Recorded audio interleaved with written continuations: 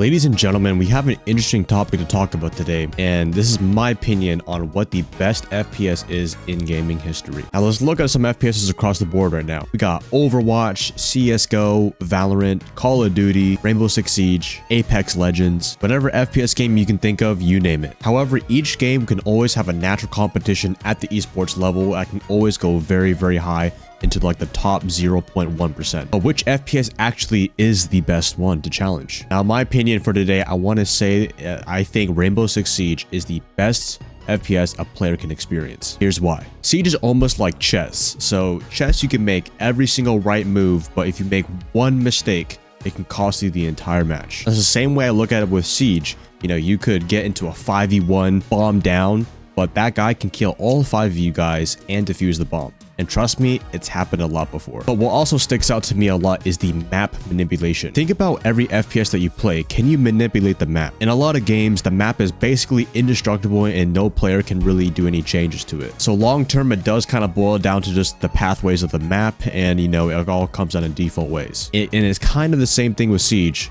but a little bit different. Now in Siege, you can manipulate about like 70% of the map, which is wood flooring, and you can make any angles, and there could be an infinite amount of ways you can make the site. That's why site setups, and I always make videos about them, because site setups make those opportunities for you on defense. That way you're not a predictable slug. Now with map manipulation, this does mean wall bangs, as well as creating new lines of sight, which goes into the site setup on attack or even defense. I don't know if you guys remember, I don't know if you're a new player, but if you remember bullet holes, now those were stupid broken. Punch holes are a little bit easier. You're kind of like a weasel coming out of his hole, you know, you just kind of stick out. Yeah, every player in Siege knows not to really hold an angle on a hole, because you might look safe, but on the other side, you're just a big red target for the enemy. But besides map manipulation, that is just one of the many factors that can create different outcomes in the game, which is why every single round can be different. Not even Doctor Strange could probably calculate the number of ways a round could go in Siege. I think that's why people have such a love-hate relationship with the game, is because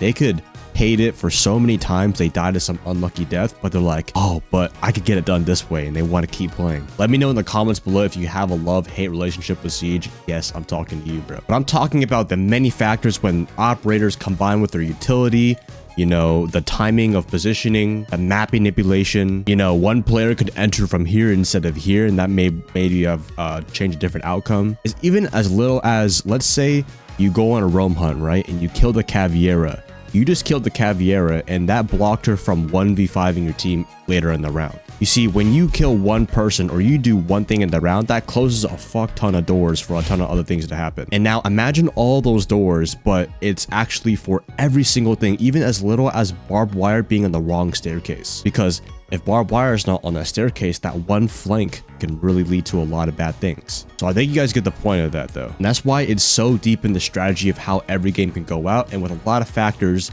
that means the competition is just extremely high. Now, I don't want you guys to get the wrong topic. I'm not saying other games are easy and the esports is easy, because if it was easy, everybody would be pro in those games, right? But when it comes to Rainbow Six Siege, it takes another level of IQ. Listen, man, you could have the best aim, but if your game sense is lacking, you're gonna get outsmarted at times. Or maybe you could have the best game sense, you can have the best positioning, but if your aim is kind of lackluster, it doesn't balance out. And a lot of you guys can probably agree with me on this, but one kill in Siege it hits different, bro. I think that's how it is for every 5v5 though, like Valorant, CSGO, you know, maybe even Overwatch. A game without respawns, which means you can finalize the round with a kill or 2 more kills, you know, it really makes you feel like you're breaking progression in the game. Like, imagine how rewarding it is when you like cook a grenade below someone, you get the Z ping, you get the information, and you throw the grenade perfectly.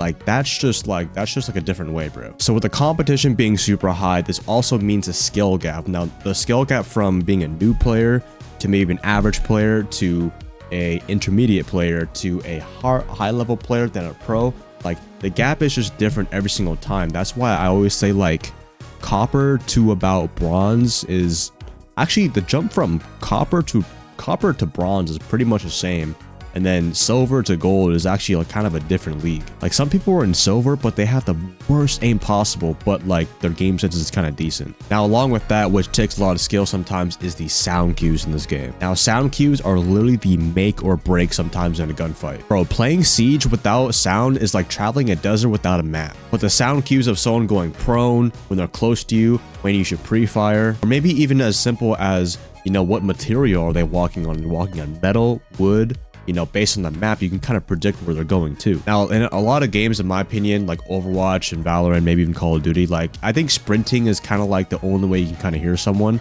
Or maybe if you hear the character freaking like do a weird voice line. But to be honest, that's really about it. But in Siege, like let's say if you drone someone out, right? And they shoot that drone, you know exactly what room it is, or maybe it gives you like the gun sound and the sound cues. Then that gives you a ton of different ways to approach that enemy, and you see where I'm going. It opens up these doors like I talked about. Now, there's also like another thing I can add on to like is recoil, sound cues, you know, like luck in the round. Honestly, as a Siege player, and I hope a lot of you guys can agree with me on this, there's just times where you just kind of accept your fate. Like if you get one tapped randomly, you understand that even though it is like a 1 in 100,000 shot, it's Siege. Now, to be able to take that does take a lot of mental fortitude, which leads to my next point.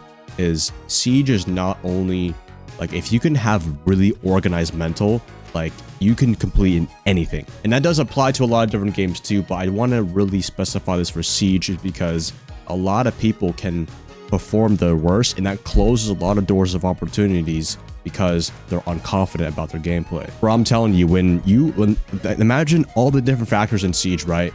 But you just ignore all of that, you YOLO, and you just ash rush down the skylight and you just gun everyone. Like, you just pass through a lot of common sense. However, you still won the round. Now, if you're kind of new to the game a little bit, there's a thing called the TDM meta going on right now, which is, I'm not the biggest fan of it, and I know Macy J is definitely not. His takes are a bit spicy in the community, but in my opinion, I think he has some pretty valid takes. But there's like tactical players, there's the people that want to win the game by planting the bomb, and there's the people who want to win the game by dying in the first 30 seconds and speed running the game for some reason. Like, bro, go play Call of Duty or some shit. But anyways, yeah, bro, like the mental is just super important, and this leads to consistency. Now, consistency, I think in Siege is probably your best bet at getting better at this game. In my opinion, if you just have a learning mindset and you stay consistent at this game, bro, literally no one's gonna stop you. If you're constantly trying to improve your gameplay, be the best player that you can be consistently, and you're showing up, you're checking your spawn peaks, you're droning your corners, you're pre-firing your angles, you're getting the walls open, you're staying alive during the round, bro, listen, you're gonna rank up. And if you're not improving, you're on fucking Mars, bro. Like, there's no way that doesn't happen. Well, I kind of just spilled the secret to Siege in a sentence, so